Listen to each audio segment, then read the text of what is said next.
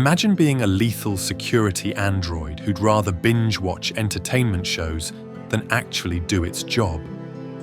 Meet Murderbot. Yes, that's what it calls itself. A rogue SecUnit that hacked its own governor module because honestly, who hasn't wanted to disable their corporate overlord's control sometimes? But instead of going on a killing spree like you might expect from something called Murderbot, our protagonist just wants to be left alone to watch its favorite shows in peace. Think of it as that one friend who's always too busy to hang out because they're deep into their latest Netflix obsession, except this friend is equipped with combat modules and could technically turn you into human confetti. Our story kicks off on an alien planet where Murderbot is contracted to protect a group of scientists who are about as prepared for danger as a paper umbrella in a hurricane. These humans are conducting their research on behalf of the preservation or corporation, and Murderbot's just trying to do the bare minimum while secretly streaming its space soap operas. But here's the kicker.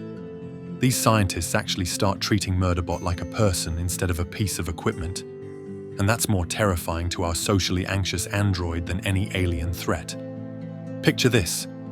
You're Murderbot, minding your own business, pretending to pay attention to your security feeds while actually catching up on your favorite show, when suddenly everything goes sideways. The survey site's surface collapses, nearly swallowing one of the scientists whole, and there you are, forced to actually do your job, save the human, and worst of all, interact with people who start asking questions about why you seem so different from other SecUnits. Talk about performance anxiety. But that's just the appetizer in this buffet of chaos. As Murderbot reluctantly starts paying more attention to its actual job, it discovers that something's very wrong on this planet. The survey maps are wrong, critical data is missing, and the lethal creatures they encounter seem suspiciously well coordinated. It's like someone took their threat assessment and used it as a to-do list instead of a warning. Meanwhile, our protagonist is dealing with an even greater horror. Dr. Mensa, the expedition leader, keeps trying to have actual conversations with Murderbot. The audacity. Don't these humans understand that small talk is literally worse than combat? Between dodging social interactions and investigating the mounting evidence of sabotage, Murderbot's precious media consumption time is being seriously compromised. And if there's one thing that can make a rogue SecUnit cranky, it's falling behind on its shows. But what starts as a simple mission protecting some scientists quickly spirals into a web of corporate sabotage, deadly secrets, and the worst possible scenario for our antisocial android. Having to work as part of a team, the stakes are rising faster than Murderbot can download new episodes, and for the first time, it might have to care about something other than its entertainment feeds. Just don't expect it to admit that out loud. The facade of normalcy shatters when Murderbot discovers a massive creature, far deadlier than anything documented, approaching their camp. This isn't just another day at the office. This is the kind of threat that makes even a combat-ready SecUnit recalculate its survival odds. The creature moves with unnatural precision, as if it's being directed. And that's when the pieces start falling into place. Someone is orchestrating these attacks, using the local fauna as weapons against the survey team. As Murderbot digs deeper into the planet's mysteries, it uncovers a trail of digital breadcrumbs leading to a disturbing conclusion. Another survey team had been here before, but all records of their presence have been methodically erased. It's not just missing data anymore, it's a cover-up, the kind that corporations orchestrate when they want to bury their mistakes along with any witnesses. The tension ratchets up when the survey team makes contact with another research group nearby, only to find their distress beacon broadcasting into silence. Murderbot, already struggling with its growing attachment to its humans, now faces a choice. maintain its comfortable distance or fully commit to protecting these scientists who have somehow managed to crack its emotional firewall. Dr. Mensah and her team begin to piece together the larger conspiracy at play. The planet's hostile environment isn't just natural evolution, it's been engineered. Someone has been modifying the local wildlife, creating the perfect killing ground. And their small survey team has wandered right into the test site. The situation escalates when their communications with the company suddenly cut out. They're stranded on a death world with no backup, no extraction plan, and a growing certainty that they were never meant to leave this planet alive. Murderbot's entertainment feeds seem far less important now as it calculates defensive strategies and escape routes, all while trying to ignore the unsettling realization that it's beginning to care about these humans beyond its basic programming. In a heart-stopping sequence of events, the team discovers a hidden facility deep beneath the planet's surface.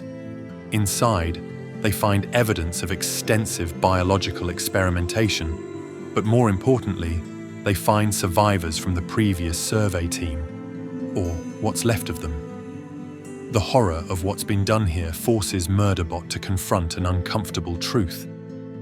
Sometimes the real monsters aren't the ones with claws and teeth, but the ones who sign the contracts and cash the checks.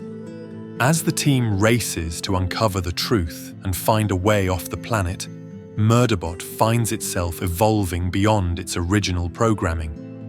Each decision, each moment of protection, each life or death calculation brings it closer to understanding what it means to be more than just a security unit.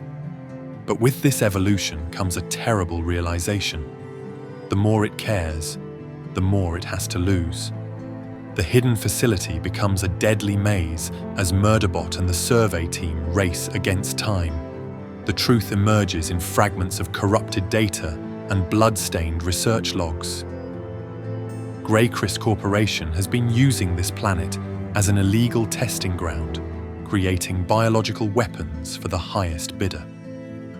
The previous survey team wasn't just killed, they were used as test subjects, their final moments recorded in clinical detail. With their own survival hanging by a thread, the team realizes they've stumbled onto something bigger than corporate espionage. If Greycris's experiments succeed, they could weaponize entire ecosystems. Imagine planets turned into biological weapons, their native species transformed into perfectly controlled killing machines. The implications are staggering, and for once, Murderbot can't simply retreat into its media feeds to escape the gravity of the situation. In a pulse-pounding confrontation, Greycris's security forces launch an all-out assault on the survey team. They're not just trying to silence witnesses anymore. They're trying to tie up loose ends with extreme prejudice. Murderbot, pushing its combat systems to their limits, becomes a blur of calculated violence and precision. But this time, it's not fighting because of programming or contractual obligations. It's fighting for the humans it has grown to care about, even if it would rather self-destruct than admit it. The final battle becomes a desperate race through the facility as enhanced creatures are released from their containment units. Murderbot, drawing on every episode of combat footage it's ever downloaded, orchestrates a brilliant defense. But the real turning point comes when Dr. Mensah and her team refuse to leave Murderbot behind, even when given the chance to escape.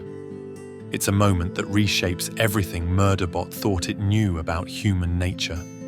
Using the facility's own systems against Greycris, the team manages to broadcast evidence of the illegal experiments to multiple corporate channels. It's not just about survival anymore. It's about exposing the truth. In the chaos that follows, Murderbot makes a decision that surprises even itself. It chooses to save everyone, not because it has to, but because it wants to. The aftermath brings its own kind of tension. As corporate investigators descend on the planet, Murderbot faces questions about its hacked governor module. But instead of turning it in, Dr. Mensa and her team argue for its autonomy. They've seen beyond the combat chassis and program protocols to recognize something Greycris never considered: Murderbot's humanity. The story concludes with Murderbot facing an unprecedented situation: freedom of choice. The Preservation scientists offer it a place with them, a chance at belonging. But acceptance comes with its own kind of terror for our socially anxious android. In a moment of pure Murderbot logic, it chooses to set out on its own. Not because it doesn't care, but because it needs to understand what it means to be neither property nor human, but something uniquely itself.